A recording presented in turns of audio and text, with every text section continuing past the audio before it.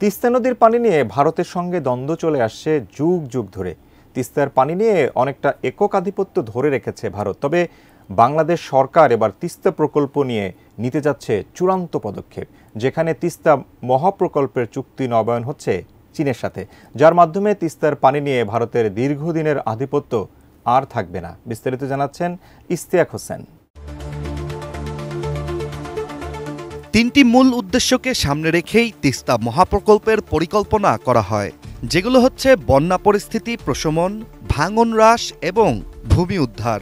তিস্তা মহাপ্রকল্পের সবচেয়ে বেশি গুরুত্বপূর্ণ কাজটি হবে তিস্তা নদীর বাংলাদেশ অংশের উজানে একটি বহুমুখী ব্যারেজ নির্মাণ। আর এই লক্ষ্যেই দীর্ঘ ২৫ বছর ধরেই চলছে পরিকল্পনা, পরীক্ষা ও বাস্তবায়নের অপেক্ষা।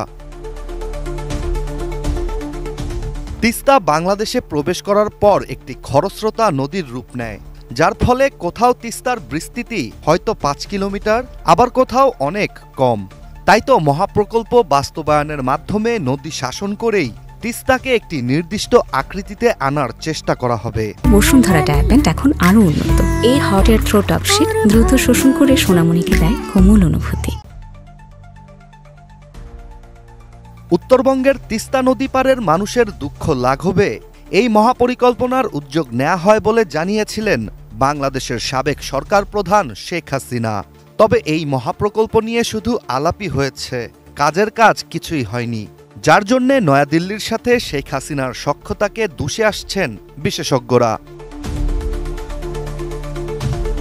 তিস্তা মহাপ্রকল্প বাস্তবায়নের কার্যক্রম শুরু করা হয় প্রথমে প্রকল্পের ফিজিবিলিটি স্টাডি দিয়ে, যেটির চুক্তি হয় চীনের সাথে।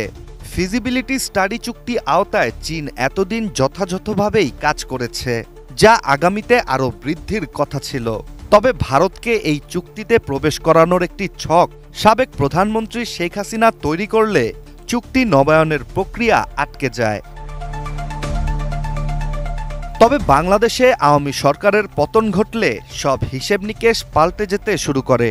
ভারতের সাথে উত্তেজনাও বাড়তে শুরু করে বাংলাদেশের, যার ফলে তিস্তা মহাপ্রকল্পের প্রথম প্রস্তাবকারী দেশ চীনের সাথে এই চুক্তি পুনরায় নবায়ন হতে যাচ্ছে বলে জানা যায়। প্রস্তাবিত পরিকল্পনা অনুযায়ী চীনের ওয়াং হো নদী ও সুকিয়ান সিটির আদলেই তিস্তার দুই পারকে আধুনিকভাবে গড়ে তোলা হবে।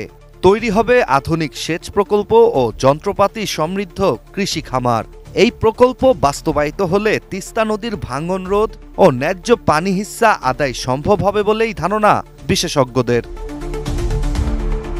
Ishtiaq Hossain, ATN news.